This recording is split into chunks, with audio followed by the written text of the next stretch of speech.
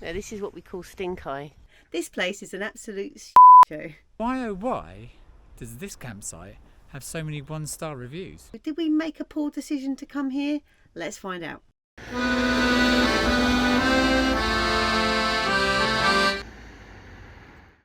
Welcome to Escaping the Motorhome. And we've just racked up 4 nights in what looks like one of the worst campsites in Dorset. If I read out some of the one-star reviews, I'll just take one sentence from each. Never been so disappointed with a holiday in all my life. I'm so glad it was over. Never been on a touring site so poorly kept in my life of caravanning and motorhoming. The photos make it look better than it is. A strong 1 star. The water in the shower is sometimes cold, sometimes warm, never hot. Toilets in poor condition. The showers are filthy and not much of them. Awful. Basically a traveller site. The campsite was rammed, packed, the pitch sizes are so small, there's literally no one to sit outside. This place is an absolute show. Gutted, it was grubby, the sofa had stains all over it, very poor customer service. Yeah, so that's just a few of the 1 stars from the last couple of years. So did we make a poor decision to come here? Let's find out. The Isle of Purbeck in Dorset is just gorgeous. You can catch a steam train that chugs past the ruined Corfe Castle that stood for over 1,000 years, trudge along the rugged Jurassic coast to visit the iconic Durdle Door, collect fossils from Kimmeridge Bay, don't tell anyone, or do some detective work and find the landmarks that inspired writer Enid Blyton when she was writing the famous 5 novels. We had our own detective work to do at Hurston Caravan Site. So here we are, we're about to set off. Unfortunately, it turns out Stampy's battery is flat. No idea why, he's never done this before. Perhaps he just wants to stay at home. Anyway, it's on charge now. We're just about 2 hours late, having spent half the day packing. So after half an hour and trying the neighbour's battery booster, one neighbour that did have a battery booster which didn't work, the next door neighbour also offered to help, but unfortunately his battery booster was flat. We've decided just to go inside and make another cuppa, and we'll give Stampy a little bit longer to charge up. We're at the campsite finally, about 5.5 hours after we planned to leave, and the journey, instead of taking 1.5 hours, took 2.5 because we ended up travelling through rush hour. Anyway, we're here now. We're parked up and the gentleman stayed around an extra 10 minutes just to welcome us and give us our map showing us where we're staying. So we're in the hard standing section of the campsite with a hookup. If you can see behind me, there's a lot of space on site. It's big. It looks great, looks over Swanage, just over there, apparently a walk away. We've got beautiful rolling hills in the background. So why oh why does this campsite have so many 1-star reviews?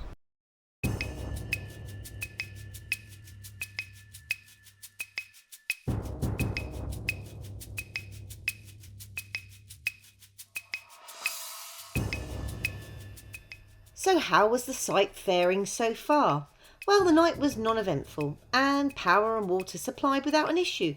There were no raucous residents, no early morning vehicle noise, and it was definitely time to do some campsite exploration.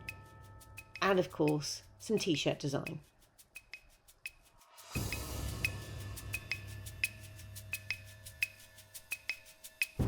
So there we go. I imagine it's a very different picture in the summertime, but right now it's peaceful, it's idyllic.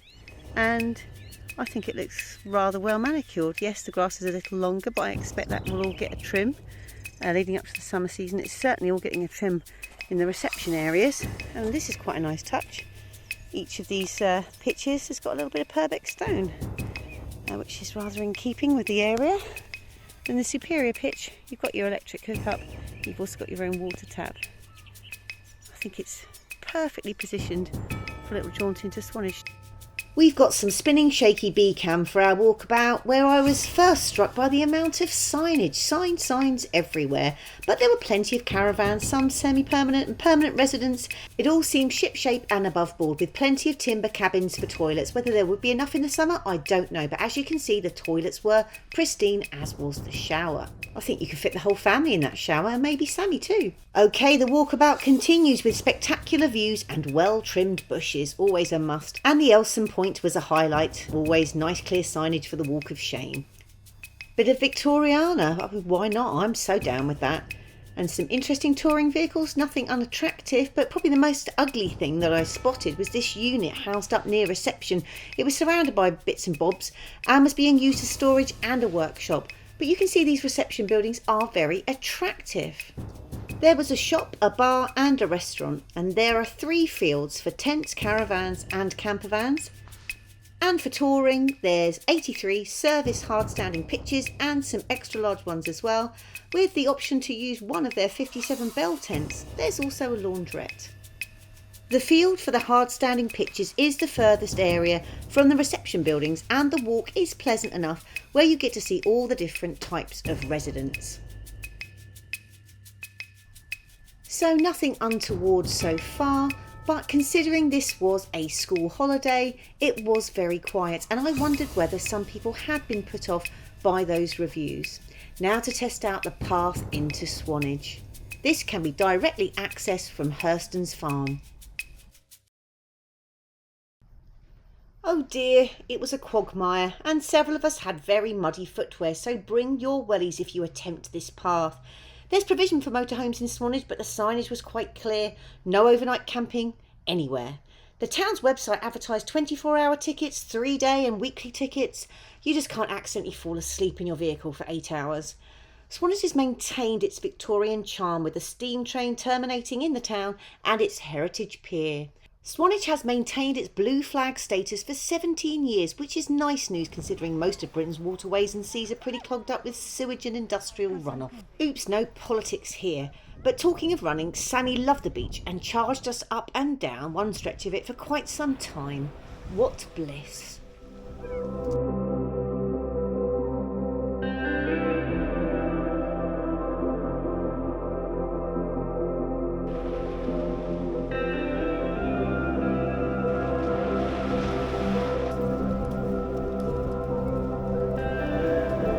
Hey Sammy! Hey Sammy! Hey Sammy! Woo! Sammy, good! Good boy!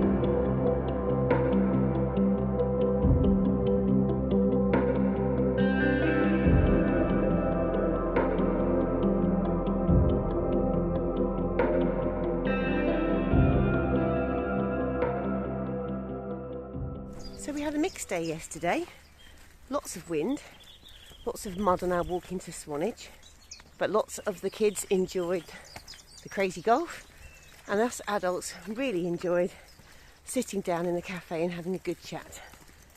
And Sammy absolutely loved the beach. He did some zoomies, met some friends, and ran up and down the beach a lot, so I got my exercise too.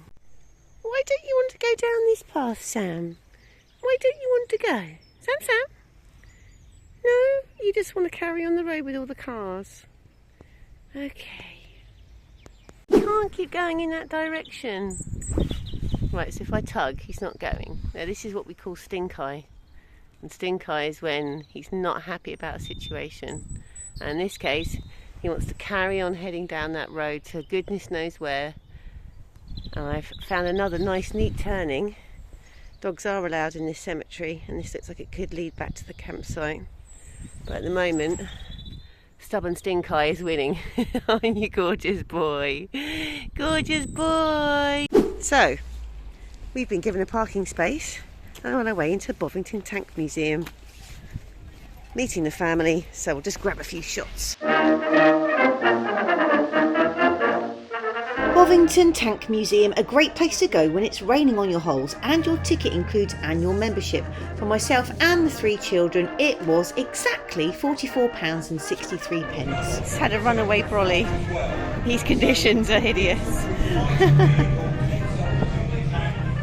I think Dad's made a very sensible decision to stay in the motorhome. The Tank Museum is a truly huge operation compared to the dusty hall I visited in the prehistoric times when I was a kid. Oh, I got that one, yay! There are huge hangars featuring 9 exhibitions. There are also amazing live shows which are very, very noisy with explosions.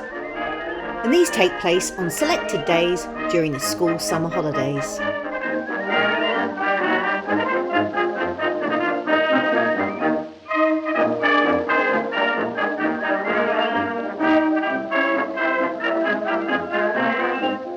So Rifleman Calm was awarded a medal for bravery because he rescued his handler, pulled him from the water with his teeth into safety because he wasn't a strong swimmer, surrounded by bombs and gunfire. Right, well the kids and everyone's all done at the Tank Museum. We've now driven to the nearby town of Wareham, which is tiny, with tiny roads and lots of yellow lines everywhere. He's nipped into the tiny miniature Sainsbury's, which is the biggest supermarket around here, to get some extra food and supplies. And then we're going to stop at a Merco garage on the way back because we're still running on our camping gas 907 bottle and we want to get back to our big Cala propane 6 kilo gas bottle. Well, every few minutes I seem to be creating a bit of an obstruction in these tiny streets. Hopefully B can get to the door, I might be able to run over and help out, and then we can get onto the garage, get our gas and then head back for some pizza and pasta. Hi, right, we're back on the campsite. So things to note. In this particular area, Isle of Purbeck, Swanage area, there's a big difference in how much you pay for your gas because I rang a Merco garage up the road and I rang a Texaco garage up the road. The Merco garage for a 6 kilogram propane refill, the Cala gas one, was £35, and I'm sure locally to me it's about 30 quid. Go to Texaco and it's £47. I even had to say, sorry, is that a refill or is that a new one? They said, yeah, it's a refill. I know it's expensive. And they tried to send me to, I think it was Woodside campsite and some other campsites they know of that do Cala gas exchanges, which was nice of them. However, we stopped at the Merco, get some fuel, get our gas, and then we've just done the toilet point and the water point. I don't think toilet point's anywhere particularly nice. This was okay. Anyway, we're nice and set up now and we're clean for another 2 days, which will see us right through to the end of this trip. It's wet and drizzly. Can't see the hills that we saw earlier. We're going to hook up to electricity. Oh my gosh, there's a water point right there next to the van. Okay, didn't spot that one. Could have saved myself a little bit of trouble. And then we'll get some food on, and then that's probably us for the night. So, unless something amazing happens, we'll see you in the morning. On our last full day, we decided to take the Swanage Railway to Corfe Castle. It's a fascinating heritage railway and it has a history spanning a century.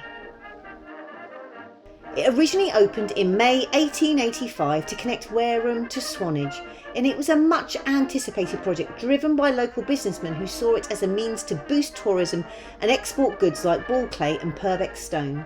It became an essential route for bringing tourists to Corfe Castle and Swanage. As car ownership increased in the 1950s, the railway saw a decline in passenger numbers, and even though there was public and council opposition, British Rail ultimately closed the branch line in 1972. After the closure, volunteers formed the Swanage Railway Society, and within 5 years they were rebuilding the railway. Over the following years, more sections of the line were restored and they reached Hurston in 1984, Harmons Cross in 1989 and Corfe Castle and Norden in 1995, finally linking back to the national network near Fursbrook.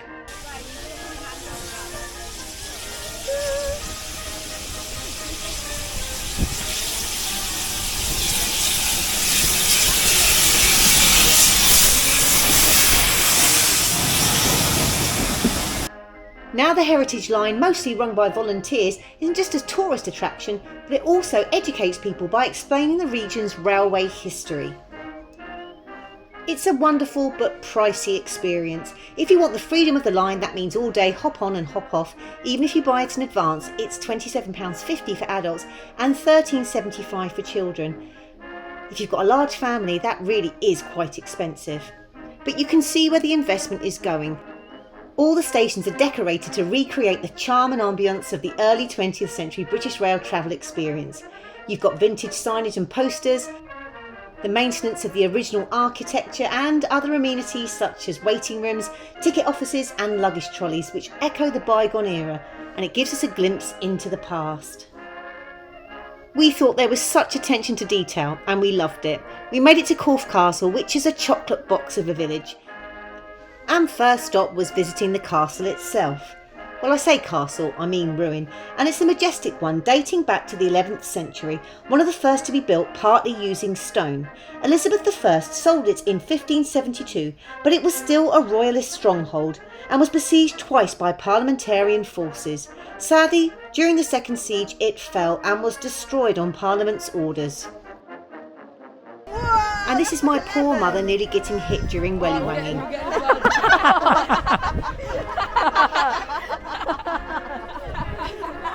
Oh my gosh! Phew, that was close. There were some lovely activities laid on for the young and the young at heart, but it was equally fascinating to see the conservation work taking place while we were there, and it was on such a windy day too. Rather them than me. A multi-million-pound project was started in 2023 and will finish next year at Corfe Castle, where high-reaching vegetation is being removed and the keep and the gloriette are being consolidated. What's a gloriette, I hear you ask? Well, I've just googled it and it turns out King John, who was a bit of a regular at Corfe Castle, wanted a bit more luxury and created a pocket palace with open sides that offered views over the landscape. Well, after a busy day, we decided to have our dinner at the Greyhound pub, but sadly Sammy didn't get any special treatment, even though he got a lot of admiring glances. The food was delicious.